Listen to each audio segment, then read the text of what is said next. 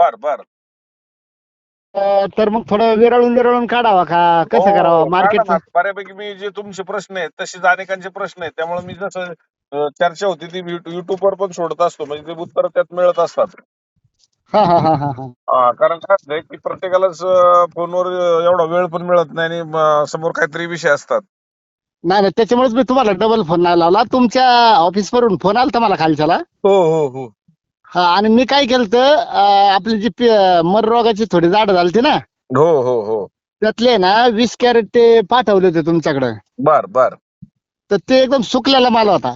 बर तर तो माल गेला तुमची, तर तुम्हाला सांगतो 133 रुपयाने 7 कॅरेट गेली. 7 बर कॅरेट गेली 122 रुपयानी. बर आणि 1 कॅरेट गेलं 150 रुपयाने, 80 रुपयाने गेली 2-3 कॅरेट. अशी चांगली बर. पट्टी लागली त्याची. अरे वा वा वा, तुम्ही समाधानी असेल तर आम्हाला आनंद आहे ना. ना ना, एकदम समाधानी, एकदम समाधानी. जर आता मला सांगा की आपण घाबरवतो डिसिजन घेताना, मी नेहमी सांगतो की तुम्ही काय करा, एकच लाईन आपली, भले ती आपला फायदा होऊ नाही तर तोटा होऊ, आपला काढायचा अधिकार आहे, ती सरसकट उतरवा. आणि मग जागेवर रिजेक्शन करून, रिजेक्शन केलेला माल काय विकला आणि चांगला माल काय त्याने घेतला व्यापाऱ्यांनी, त्याचा अंदाज घ्या. हा हा हा यासाठीच सांगतो की जेणेकरून शेतकऱ्यांचं काय होतंय, हा कन्फ्युज हा. होते. त्यांना कसं असतं की रेट चांगला वाटतो, अपेक्षापेक्षा जास्त आलेला वाटतो, आणि ती मार्केटला गेलो त्याच्यापेक्षा जास्त येतो रेट. याचा मार्केटला म्हणजे मी ना, बरं का, हम्म. मी माझी 12 वर्षाची बाग आहे. मी तुमच्याकडे 8 वर्षापासून माल टाकतोय, पण प्रत्यक्षात तुमची माझी भेट नाही झाली. का नाही झाली तर मी मला सांगा येतच नाही. अरे बापरे, एवढा विश्वास.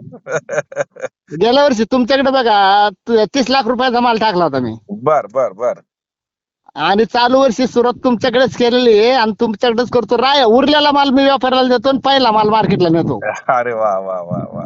पहिला व्यापारी काय करतात, लय हेळसांड करते तिथं बागेवरती. हो हो हो हो हो. आणि शेलका माल ते नेतात, आणि त्याच्यात पण मग रिजेक्शन काढायचं, थोडं काटावर काढलेलं बाजूला काढायचं, फेकझोक करायची. हो हो हो हो हो हो. त्याच्यामुळे मी काय करतो, विरळणी आली की पहिला सगळा शेलका माल तुमच्याकडे पाठवतो.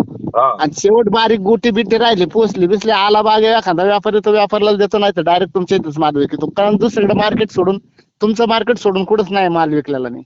पहिली गोष्ट, मला एक शेतकरी माझ्या आयुष्यात पहिल्यांदा तुम्ही भेटलेला आहे की काही लोक पहिल्यांदा चांगला देतात आणि रिजेक्शन मार्केटला आणतात. तुम्ही नाही नाही, रिजेक्शन नाही. मी रिजेक्शन माल व्यापाऱ्याला देतो, आणि पहिला माल आपल्याकडे आहे. बघा कधी बी बघा, पहिली पट्टी आपली तुमच्याकडेच असते. मग आता एवढा जर 8 वर्षात तुमचा एक स्वतःचा आत्मविश्वास वाढलाय, ह्याच्यापेक्षा दुसरं काय पाहिजे?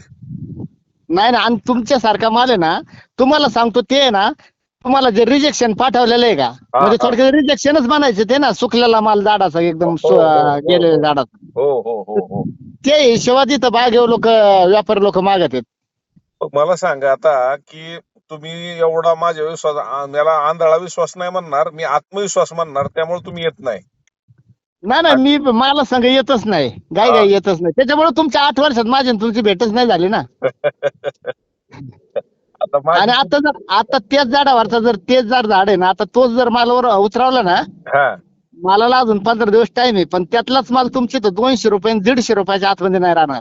बरोबर आहे बरोबर आहे. कारण सुकलेलाच माल गेला 133 रुपयाने आणि 122 रुपयाने. हम्म. त्याच्यामुळे म्हणलंय अंदाज, म्हणजे मार्केट कसं कसं राहील त्याच्यानुसार विरळणी करायला नाही, असं. आता माल काय जास्त नाही, फक्त थोडीशी पुढं आता आंब्याची मंदी आहे, आणि मंदी असून सुद्धा एवढा रेट आहे म्हणल्यानंतर हा आंबा जवळ कमी होतो. साधारणतः तो 20 जुलैच्या आसपास तो कमी होतो आंबा. आणि हा हा हा त्यानंतर दुसरी फळं बाजारात नसतात. पण आता हा हा अडचण काय होते की जून मध्ये सेटिंग कमी आहे आणि जुलै ऑगस्टला सेटिंग जास्त आहे, असं सगळीकडनं रिपोर्ट येतोय मला. हा हा हा. पण आपलं आहे ना, हा हा पण तुम्हाला जुलै अप्रोच सांगू. हा. जुलैच्या 10 तारखेला टोटल माल निघाल. ठीक आहे ना. का आणि आपली आपली 2 एकर बाग आहे ना, ही एक साधारण 10 दिवसानंतर येईन उतरायला. बर बर पूर्णपणे जवळजवळ 90%. बर 7 एकर आहे आपली बाग. बर बर बर बर.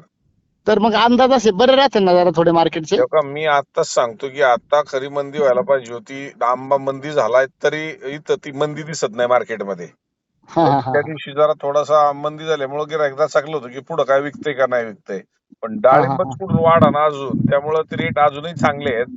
आणि माझ्या मते जुलैमध्ये आणि ऑगस्टमध्ये जरा थोडासा येणाऱ्या मालवाल्यांनी जरा डिवायडेशन केलं मागं पुढं. हा हा मागं हा पुढं म्हणजे याचा अर्थ जे विरळून माल काढले तर हा हा हा महिनाभर जी 2 दिवसात तोडणार ती महिनाभर चालली तर डिवायडेशन होऊन माल मार्केटला येईल आणि कोणाचा रेट पाडायला आपण कारणीभूत ठरणार नाही ना आपण नुकसान आपण स्वतःच करून घेणार नाही. हा हा हा त्यामुळे शेतकऱ्यांना मी नेहमी आता हे जागृत करतोय युट्यूबच्या माध्यमातून की आपल्याला हे वर्ष पैसे करून घ्यायच्यात का तर एकतर पाण्याची परिस्थिती अवघड झालेली आहे. आता धरणं साठा कमी झालेला आहे आणि शेती साठी पाणी देणं बंद केलेलं आहे म्हणजे आता थोडक्यात हा गव्हर्नमेंटने. आणि दुसरं हा हा तेल हा जास्त पाणी झालेलं आहे आणि ह्या सगळ्या परिस्थितीमध्ये गारपीट झालेली आहे, तळी सेटिंग झालेली नाहीये. हे सगळे प्रश्न पाहता शेतकऱ्यांचे दिवस चांगले असताना बाजारपेठेत पैसे करून घेण्यात जर फसत असेल तर हा त्याच्यासारखा मूर्ख पुन्हा कुठला ठरवू शकत नाही. म्हणून आपण थोडीशी काळजी घ्या की माझ्यावर विश्वास ठेवू नका. नाही मोकळं नाही घ्या. मी काय हम्म, नाही सर काय झालंय माहिती का हम्म. आपल्या बागेचं असं झालेलं आहे चालू वर्षी आता विराळला थोडं लवकर का चालू करायचं झाडावरचं लोड झालाय भरपूर मग करा ना. उलट विरळा आणि सांगतो मी जुलै मधला माल जून मध्ये काढा. हा ऑगस्ट हा मधला हा माल जुलै काढा.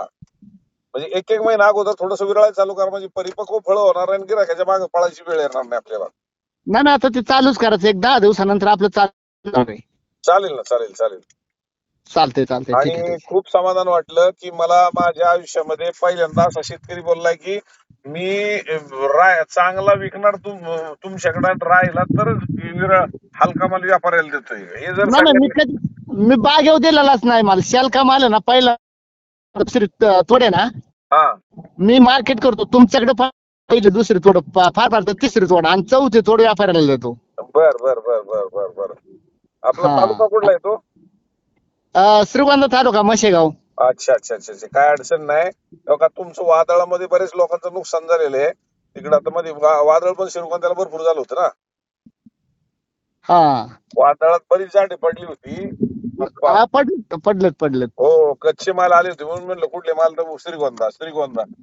हा तर हा ठीक आहे. नाही इकडे गारपीट झाली झाडे पडले क्रॉप कव्हर उडाले. मग तेच ना संकट खूप आहेत आणि त्याच्यात आता हे परत मार्केटिंगचं नवीन संकट आपण नको घ्यायला. कोणी काय सांगितलं तर माझं युट्यूब ऐकत जा आणि निदान काय 4 लोकांना जॉईंट करा.